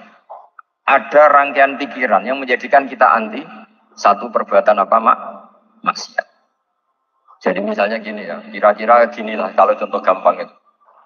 Ada orang gitu ya, nyanyi dengan pakaian yang mungkin pornografi. Mungkin pemuda-pemuda ingin melihat itu. Tapi bisa diobati gini. Kok enak dekne mergawe kok tak bayar. Ya aku kehilangan duit. Meskipun dengan logika yang agak serampangan. Yang penting menjadi kita ini punya harga diri untuk tidak tergantung hal-hal seperti itu. Sehingga Nabi itu cara menggambarkan tadi mulai atuhibbu likum, kalau ibu kamu jadi demenannya orang lain. Pemuda tadi bilang yang demen ibu saya mau saya bunuh. Ditambah lagi atuhibbu li bintik. Bagaimana kalau korbannya putri kamu, bule kamu, bude kamu. Sehingga terus si pemuda tadi betapa buruknya zina. Betapa murahnya zina. Akhirnya pemuda tadi al-qawwa fi qalbi bughda zina. Terus kemudian pemuda tadi itu sangat membenci dengan apa? Berzina. Nah, pikiran-pikiran seperti ini harus kita tanamkan. Harus kita tanamkan supaya orang itu benci melakukan maksiat. Karena satu memang takut suhtullah, takut dibenci Allah atau dibenci Allah. Dua memang logika kita mengarahkan tidak maksiat. Saya beri contoh ya, betapa pentingnya mindset ya, cara berpikir. Orang itu menjadi kikir itu karena nganggap hidup itu lama dan uang itu penting. Kalau zaman Nabi itu sederhana kalau melihat hidup ini. Pernah suatu saat Nabi itu punya jatah makan. Karena Nabi itu hidupnya juga pas-pas. Jadi Nabi itu unik. Beliau di satu sisi kaya raya, bisa ngurmat Abu Hurairah, Ammar, Suhaib. Ashabu Sufa itu dirawat Nabi semua. Itu kan kaya, bisa merawat sekian orang. Tapi di sisi yang lain untuk pribadinya beliau miskin. Kadang nggak bisa makan hari itu. Tapi di saat yang sama bisa merawat ahlus Sufa. Jadi keliru kalau orang hanya cerita Nabi itu miskin, untuk makan dirinya aja susah. Itu keliru. Kelirunya kalau tidak diteruskan, tapi Nabi mampu menghidupi ahlus Sufa. Singkat cerita jatah makannya Nabi itu dikasihkan orang ketika Nabi tanya, ya Aisyah, makanan jatah saya di mana? Oh ya Rasulullah, tadi ada orang minta tak kasihkan, maka makanan itu habis. Apa kata Nabi? Kamu salah Aisyah. Yang kamu kasihkan itu justru yang masih. Ya yang kamu kasihkan itu justru yang masih. Sehingga Nabi menganggap, makanya Nabi terus ngendikan. Ya kalau mukhatabnya lelaki ya kira-kira begini. Wa hallaka min malika illa ma akalta fa'afnaita wa labista fa'ablaita. Terus tanya wa tasaddaqta fa'abqaita kata Nabi. Harta kamu ya kamu makan kemudian ke WC jadi kotoran atau punya pakaian mewah nanti rusak.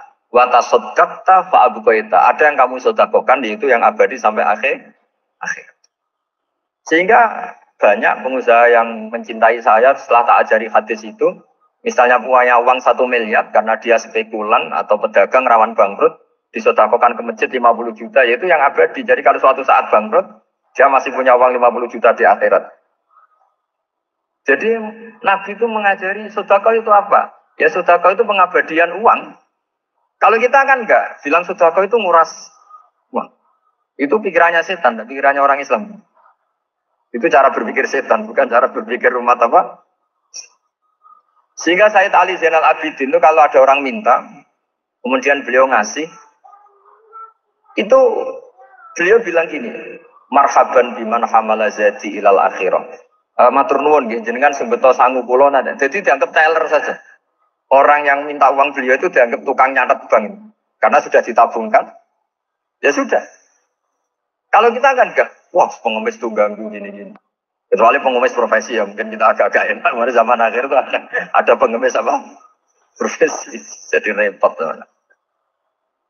Terus tak beri contoh lagi kebahagiaan ketika kita milih Islam moderat. Islam kita diajarkan guru-guru kita, utamanya oleh guru kita Mbah Maimun. Saya juga sering ketemu beberapa ulama dunia, termasuk Habib Umar. Saya juga ikut sowan ke sini pas beliau sama Habib ini Hasan Toha Putra di sini sama orang-orang moderat. Itu cara berpikir juga luar biasa indah. Beliau pernah cerita ya beberapa ulama, banyak yang cerita itu. Saya pernah diceritani seorang alim. Ketika ada orang ekstremis itu mau ngebom di tempat maksiat, kebetulan yang maksiat itu kebanyakan ya orang Islam, karena di negara yang mayoritas Islam. Ditanya sama Syekh Sa'rawi itu mufasir top di mana? Mesir. Ini mau tak habisin karena mereka orang Islam kok maksiat terus. Terus ditanya sama Imam Sa'rawi, laumatu ala khini ma'asihim aina masiruhum. Kalau mereka mati dalam keadaan maksiat, mereka kemana? Ya ilanar, mereka pasti masuk neraka. Terus ditanya sama Imam Sa'rawi, wahal masiruhum ilanar muradun nabi amla. Punya umat maksiat kemudian mati masuk neraka, itu yang diinginkan Nabi apa enggak? Ya tidak aja. Ya sudah, enggak usah dibom, ditunggu tobatnya kata. Karena kalau mati dalam keadaan itu ke neraka dan itu tidak yang diinginkan Rasulullah Sallallahu Alaihi Wasallam. Terus ekstremis ini menjadi tobat, tidak berpikir ekstremis Mas. Jadi orang itu harus berpikir mindset yang baik. Meskipun kadang berpikir baik itu ya agak-agak kacau. Ada seorang wali Majdzub, itu kalau berdoa agak kacau, tapi nggak bisa dibantah. Masyhur itu doa itu. Ini sekaligus ijazah, tapi kalau sebelum wali nggak boleh. Itu datang ke makamnya Rasulullah SAW. Terus doanya itu begini. Ya Allah, sekarang terserah engkau. Ya Allah, sekarang terserah engkau. Jika saya kamu jadikan orang soleh, jika saya engkau jadikan orang soleh, maka surra habibuk, maka kekasihmu ini senang. Yang susah musuhmu yaitu setan.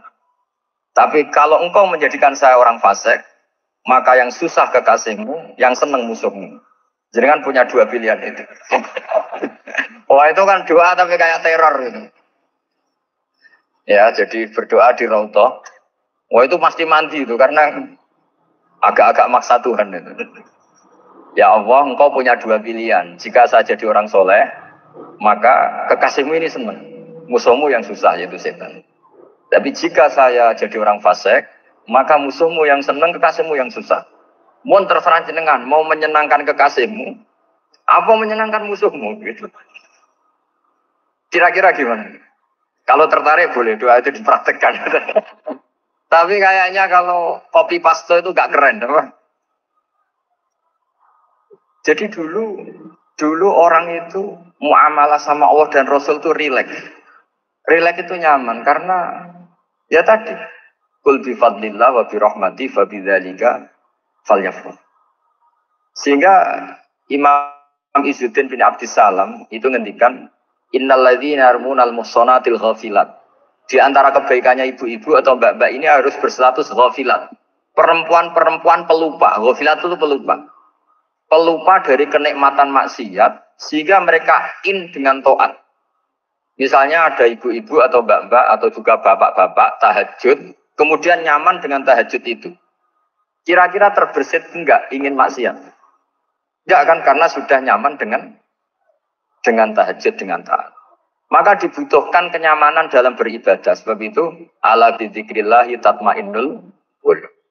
Makanya saya termasuk kiai yang setiap ngaji itu happy, seneng. Karena ini untuk kampanye, seneng dengan ngaji, dengan taat itu sudah luar Biasa. Kayak apa kalau mereka senangnya kalau nunggu melakukan maksiat. Jadi termasuk bentuk perlawanan kita terhadap maksiat adalah usahakan kamu tuh sebagian senang dengan Tuhan.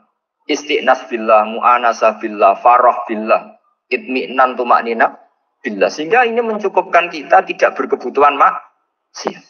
Meskipun kita ya manusia, pasti suatu saat atau sudah pernah maksiat. Serasa diceritakan lah, itu mesti gitu. Lah orang-orang dulu itu orang yang sukses mengelola bahagia ma'allah wa billah walillah. Jika wali-wali dulu itu jadi wali itu tidak mesti karena ibadahnya banyak, itu enggak. Mereka orang yang ibadahnya itu biasa. Biasa-biasa sekali. Ulama-ulama dulu ibadahnya biasa sekali. Tapi qulubuhum ma'allah, hatinya itu ma'allah. Itu ada seorang wali itu jadi wali, Umar bin Abdul Aziz yang dikenal Khamisul Khulafa. Khulafa. Di luar Khulafa Ar-Rasyidin 4, di antara yang soleh adalah siapa? Umar bin Abdul Aziz. Itu ketika mau meninggal, itu senangnya bukan main. Itu semuanya nangis, beliau senang. Terus tanya, kenapa kamu senang? Memangnya saya kalau mati itu kemana aja? Ila khairi madhubin ilah, kezat terbaik. Dibang urip mbek kowe bulet atau mbek Arhamur Rahimin ngene. Yaitu Allah Subhanahu. Jalaluddin Ar-Rumi ketika mau meninggal itu muridnya nangis semua. Beliau marah. Kamu harusnya pesta karena saya mau ketemu kekasih saya, malah kamu tangisi. Goblok sekali kamu katanya. Jadi orang-orang dulu itu luar biasa. Karena tadi mereka tidak ingin ketemu Allah itu dianggap problem. Harus sesuatu yang membahagiakan. Makanya wali-wali itu kalau berdoa begini. Wa khairu ayyami yauman alqa fi, dan jadikan hari terbaikku adalah hari ketika saya ketemu engkau ya Allah. Pernah dengar doa itu? Wa khairu ayyami yauman alqa fi, dan hari terbaikku adalah hari saat ketemu engkau. Nah, kan enggak, sampai mati ku wedi. Saya tidak tahu wedi dosa apa wedi Israel apa wedi malaikat siapa? Mungkar nakir. Sebenarnya tidak perlu seperti itu. Karena cara pandang Nabi itu ini bisa dipraktekkan. Kalau kamu orang baik, mati artinya apa? Ya baik. Karena husnul khotimah. Kalau kamu orang yang buruk, itu kata Nabi, anggap saja mati itu akhir dari keburukan kamu. Nah, aku urip terus, malah maksiat terus. Maka Nabi itu kalau ngajari kita berdoa gini, Allahumma maj'alil hayata ziyadatan li fi kulli khairin wal mauta rohatan li min kulli syarri. Ya Allah, kalau saya hidup, ya anggap saja ziyadah fi kulli khairin, berpotensi nambahi kebaikan. Kalau saya mati, anggap saja ini akhir dari segala keburukan. Maka saya berkali-kali, hanya tradisi ulama-ulama NU, ulama-ulama pesantren, ya ada hanya NU, pokoknya ulama-ulama alim. Itu kalau ada orang mati, orang nakal gitu mati, ini saya gitu. Itu hadirin mesti gak terima. Wah, nanti wong nakal. Tapi dipaksa sama kiainya, saya gitu. Lama-lama dipaksa. Saya gitu. Padahal yang hatinya kiai, wis ra iso maksiat meneh, wis saya gitu. Karena dengan mati berarti saya sudah tidak bisa maksiat lagi. Jadi Nabi melihat hidup dan mati itu segampang itu. Kalau al-hayata ziyadatan li fi kulli khairin wal mauta rohatan li min kulli syarr. Coba kita ke depan itu kan ada potensi zina, potensi korupsi, potensi maksiat. Yang bisa menghentikan potensi itu apa coba? Mati, udah pintar kan? Sudah mati berarti. Berani mati? Berani. Tapi jangan di sini ngalau panitia. Artinya yang selama ini kita risau dengan kematian, dengan apa? Nabi ngajari kita tadi. Allahumma mas'alil hayata ziyadatan li fi kulli khairin wal mauta rohatan li min kulli syarr. Ya Allah, jadikan hidup ini sebagai bekal menambah kebaikan, dan suatu saat kalau saya mati, semoga itu akhir dari segala keburukan. Jadi artinya Nabi itu ngajari kita itu positif terus. Sama seperti ulamanya tadi. Nak lagi rukun mbek tonggo ya sanggep ae kanca kaapian. Nak nenengan ben ra utang tenan. Dadi pokoknya penak terus gitu. Nak bojo lagi ngamuk alhamdulillah gak ngajak blonjo. Nak pas rukun ya alhamdulillah kok lagi rukun. Jadi gampang semua. Makanya ada seorang alim itu ngendikan begini, ada yang tanya. Saya tuh dulu ketika kaya, teman saya sering main ke saya. Setelah saya miskin, nggak ada teman-teman yang ke saya. Dikira si Habib ini kebetulan orangnya Habib itu mendukung keluhan dia. Ternyata enggak. Si orang alim itu bilang gini, malah bagus tuh gitu. Kowe wis melarat buruhe wong. Ya sudah kamu miskin, buruhnya orang lain. Misalnya tukang manol di pasar atau tukang becak. Kemudian teman-teman kamu datang, malah kamu malu tuh jadi tontonan. Bagus kalau mereka lupa, pas kamu miskin tidak ada yang lihat, kata cek. Jadi apa ya, dianggap enteng saja gitu. Akhirnya orang ini nggak jadi ngeluh. Selama ini kan kita ngeluh ya, ketika miskin teman-teman nggak datang. Coba kalau mereka datang pas kamu buruh bikin botol di orang lain, mantan bos buruh, malu gak? Milih datang apa enggak? Enggak lah, sudah bener itu. Jadi ulama dulu itu makanya sering baca biar tahu solusi hidup. Jadi ulama dulu itu gampang sekali melihat kehidupan itu, gampang sekali, indah, gampang. Kebahagiaan ini pula yang harus kita latih dalam melakukan ketaatan. Tapi memang obsesi saya terbesar atau cita-cita saya terbesar memang setiap ngaji saya ingin orang mukmin semuanya itu bahagia. Dengan bahagia itu mereka tidak neko-neko ingin mencari kebahagiaan lewat jalur apa masjid. Sehingga dalam konstitusi ulama yang ditulis di kitab-kitab usul fikih, dan itu kitab yang saya kaji, selalu saya kaji, itu membela-bela sesuatu yang mubah itu sampai luar biasa. Karena melihat mubah itu, misalnya Anda tidur itu berstatus mubah, Anda bermain catur berstatus mubah, Anda rileks sama teman jagungan semalam dengan teman rektor atau dosen atau yayasan itu, melihatnya bukan mubah, tapi tarkul maksiyah.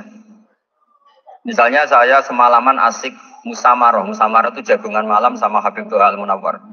Itu awang hitungnya bukan, wah ini jagungan ngalor ngidul tidak penting tuh enggak. Malam itu bahak tidak ke dugem, tidak ke tempat maksiat. Sehingga ada ulama yang mengatakan mubah itu enggak ada. Saya ulang lagi, mubah itu tidak ada. Kan umumnya ulama bagikan wajib, ya kan, haram gitu. Terus diantaranya mubah, sunat, makruh. Ada ulama yang mengatakan mubah itu tidak ada. Kenapa? Logikanya begini, itma min mubahin illa wa yatahaqqaqu bihi tarku haramimma. Karena tidak ada mubah yang Anda lakukan kecuali saat itu pasti ditinggalkannya sebuah keharaman. Misalnya Anda sedang jagungan sama istri di luar, di rumah, asik di rumah semalaman. Mungkin bahas hal-hal yang ringan. Mungkin lihat sinetron atau apa yang ringan. Tapi di situ terjadi Anda meninggalkan ke tempat-tempat maksiat. Sekarang meninggal maksiat itu wajib apa mubah? Wajib. Padahal Anda sedang melakukanmu. Nah itu dicatat oleh Allah itu tarkul haram, meninggalkan keharam. Jika masyhur dalam cerita wali-wali itu, Abu Yazid yang seperti itu ibadahnya pernah tanya, ya Allah lalu yang makomnya orang seperti saya siapa? Karena beliau semalaman ibadah terus. Sama Allah dijawab, ya yang tidur di pinggir kamu itu. Abu Yazid, loh kok bisa ya Allah? Dia kan tidur terus. Ya kan dia tidur berarti meninggalkan keharaman. Ngomong sing potongan tukang maksiat itu apik turu apik melek kira-kira. Apik turu. Timbang sama nak melek pola wis turu ae kira-kira gitu. Jadi enggak usah dipaksa tahajud, dipaksa qiyamul lail itu. Iya kalau qiyamul lail. Kalau dapat informasi, ke sini ikut saya terus katut kan repot. Jadi perlawanan terhadap maksiat itu sebetulnya gampang dalam Islam karena tadi nggak ada sesuatu yang mubah kecuali saat dilakukan berakibat meninggalkan keharaman. Mudah sekali. Jika banyak orang jadi wali itu karena melakukan mubah. Itu ada orang jadi wali itu karena sering makan. Ya makan biasa itu. Karena ketika makan, ya Allah, betapa doifnya saya. Katanya saya presiden, katanya saya rektor, saya kiai. Ternyata kalau nggak makan tuh lemes. Apa hebatnya makhluk yang bergantung makhluk yang lain, yaitu makanan. Nah karena seperti itu terus dia al-laja'illallah, terus dia sungkeman ning Allah. Betapa lemahnya saya. Sebab itu ketika Quran mengkritik Dan dengan tanda kutip kemungkinan Tuhannya Isa bin Maryam. Itu ngeritiknya sederhana Quran itu. Mal masih ibnu Maryam illa rasul qad khalas min qablihi rusul wa ummuhu siddiqah kana yaqulanit ta'am. Isa itu tidak Tuhan. Wong dia makan. Kamu kebayang nggak misalnya punya Tuhan, wah tadi Tuhan mampir ke rumah saya, dia lemes. Setelah tak kasih makan sehat lagi gitu. Itu kan nggak kebayang. Tapi Tuhan marung di rumah saya, lemes tak gratisin, kayaknya tidak punya uang gitu. Setelah makan, wah gairah lagi. Kebayang nggak punya Tuhan seperti itu. Sehingga Quran kalau gojlok sederhana, karena yakulanit tuh. Sehingga wali-wali itu kalau makan itu sadar lemahnya dirinya, betapa dirinya tergantung makanan. Sesuatu yang tergantung itu artinya tidak hebat, tidak Tuhan. Jadi untuk menjadi wali, untuk menjadi dapat ridhonya Allah itu sebenarnya sederhana. Termasuk ada cara jadi wali yang agak kacau, tapi ini ya benar, asal niatnya benar. Misalnya Unisula besar, ya kurang besar lagi. Kita sudah punya uang, kurang banyak uang lagi. Itu Nabi Ayub, itu kan seorang nabi. Pernah diuji, oh ini ada di Sahih Bukhari. Nanti kamu tanya, hadisnya Sahih enggak? Ini ada di Sahih Bukhari. Kadang orang kota itu aneh. Enggak ahli hadis tapi tanya, Sahih enggak? Padahal andekan dibodohi Sahih yang ngandel saja. Jadi kadang ya aneh. Oh enggak tahu kok tanya. Itu Nabi Ayub itu sudah kaya, pas itu sudah kaya. Bukan cerita yang masih miskin, memang sudah kaya. Beliau di kamar dihinggapin satu belalang dari emas. Setelah belalang itu dikejar, ternyata yang jenis itu banyak, semuanya dari emas. Ngambil sana sini, ini yang kesa ini dipenuhin, saku ini dipenuhin, sampai banyak. Sama Allah digojlok, kamu itu nabi saya, kenapa kamu mengumpulkan harta sebanyak itu? Kamu itu nabi saya kok rakus? Ayo jawabannya Nabi, ya Allah, siapa yang bisa kenyang dari rahmatmu? Ya, jadi kalau kamu punya uang 1 miliar, kok ingin 1 miliar 100, ingin 1 miliar 200, itu cara ngitung bukan uang. Ya Allah, siapa yang bisa kenyang dari rahmatmu? Karena rahmat Allah tidak terbatas, sudah Gusti tenang saja. Meskipun saya gini, rahmat Anda tidak akan habis. Sehingga waroi ada ilmunya, tomak juga ada ilmunya. Termasuk ragus itu juga ada ilmunya. Misalnya begini, ini contoh rakus yang ada ilmunya begini. Ini saya beri contoh. Mungkin yang boleh niru orang-orang soleh, kalau nggak soleh jangan. Imam Syafi'i ini cerita nyata. Imam Syafi'i itu dulu ketika ngaji masih muda itu nggak suka sama guru yang kaya. Kebetulan dia punya guru miskin terus. Namanya Sufyan As-Tsauri, itu miskinnya Masya Allah. Sufyan bin Uyainah juga miskin. Jadi dia miskin, punya guru miskin terus. Sehingga idolanya ya sama guru-guru yang miskin. Suatu saat guru-guru ini menyarankan dia ngaji Imam Malik. Imam Malik itu kaya raya. Itu babutnya Imam Malik kalau diinjek, itu mata kakinya tidak kelihatan, saking halusnya. Kalah, Indonesia kalah. Imam Malik itu gaya. Kalau ngaji di kursi tinggi itu pakai bukur itu, pakai jubah Arab yang mahal. Pokoknya mewah kali Imam Malik. Terus dia mulai ini kiai kok kaya. Kemudian setelah beliau alim, tanya, saya harus ngaji siapa setelah ilmu jenengan habis kira-kira gitu. Kata Imam Malik, sudah, kamu tidak usah perlu ngaji saya, kamu sudah alim alama. Terus Imam Malik datang ke Baki. Zaman itu Baki itu semacam kayak rentalan, ya, semacam Grab lah kalau dulu. Mana kafilah yang mau ke Irak? Ya sudah terus. Oh kita mau ke Irak. Ini antar ke Muhammad bin Hasan As-Syaibani. Itu dibiayai sama Imam Malik. Grabnya ya dibayarin, itu kafilahnya itu ya dibayarin. Imam Syafi'i disangoni surrotan min dhahabin. Jadi satu kepes uang dikasihkan. Itu pernah tak hitung semurah-murahnya itu sekitar 60 juta. Imam Syafi'i mulai mikir, kiai yang saya kritik lomo, sing kiai miskin tak puji, gak pernah ngamal kan, tentu orang miskin. Setelah datang ke Muhammad bin Hasan As-Syaibani, beliau itu pakar usul fikih, muridnya Abu Hanifah. Beliau al-usuli, pakar usul fikih. Itu Muhammad bin Hasan As-Syaibani itu kalau ngitung emas, itu di ruang tamu. Uangnya miliaran, emasnya banyak. Dari kota ini dipindah ke kota ini. Mas, kalau ngitung di ruang tamu. Bukan di kamar, di ruang tamu. Imam Syafi'i tambah kaget. Imam Malik kayak gitu sudah saso, Al-Malik ini kaya raya.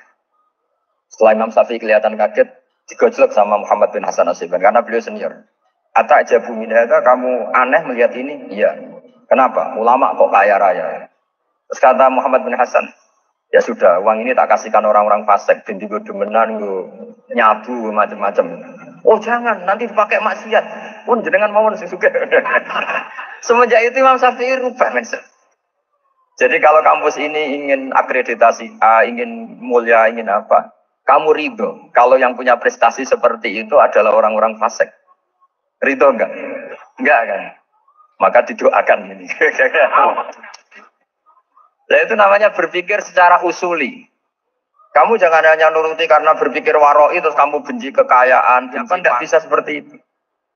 Karena pangkat dan kekayaan ketika dikelola secara kesolehan maka akan menjadi energi positif yang luar biasa.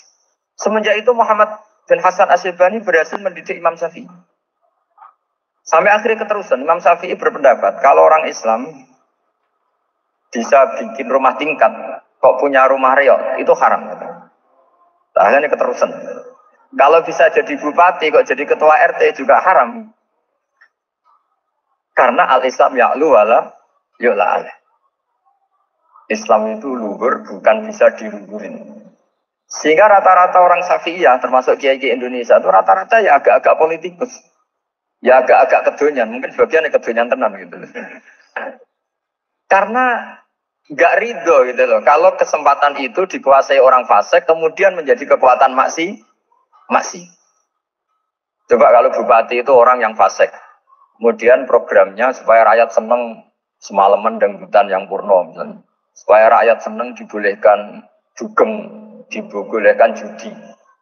Tapi kalau yang jabat orang soleh, kan ada beberapa perda yang menolak penyakit apa? Masyarakat. Jadi kamu jangan melihat bahwa kepangkatan ini hanya sebagai alat korupsi, alat otoriter. Enggak. Asal kena orang soleh, maka ini menjadi energi kesolehan atau energi positif. Sebab itu ketika Allah muji para nabi yang soleh, diantaranya disifati apa? Faqad ataina ala Ibrahim al-kitab wal hikmata, terusannya wa atainahum mulkan azim. Dan Nabi Ibrahim dan keluarganya tak kasih kerajaan yang besar. Nah sekarang masih banyak orang yang cara pandang ngapain bikin unisula yang megah, ngapain berambisi punya akreditasi A dan sebagainya. Menyoal seperti itu salah secara usul fikih. Karena secara usul fikih kesempatan yang baik tentu harus diperjuangkan oleh orang-orang yang soleh. Karena ini supaya jadi otoritas yang positif. Itu dulu ada latihannya. Jadi orang dulu itu gampang sekali ketika milih miskin ditanya, kenapa miskin? Saya ingin hisab saya ringan. Tapi ketika mereka kaya, yang soleh, supaya harta ini tidak dipakai orang yang nanti dipakai maksiat. Kita misalnya orang soleh kok mau pangkat, karena kita ada ridho, kepangkatan itu dipegang orang maksiat, kemudian menjadi energi maksiat. Begitu juga seterusnya. Maka ulama dulu itu rileks. Sampai Nawawi Al-Bantani itu nanti bisa dicek di tafsir Qul hal yastawil ladzina ya'lamuna wal ladzina la ya'lamun. Beliau muji-muji ulama. Kemudian ada seorang yang agak hasud mungkin. Tanya begini. Hebatnya ulama itu begini-begini. Terus ditanya, tapi kenapa kita sering melihat ulama ngantri proposal di rumahnya bupati? Kan? Sementara bupati nggak pernah datang ke ulama ngaji ihya. Jawabannya Imam Nawawi itu unik.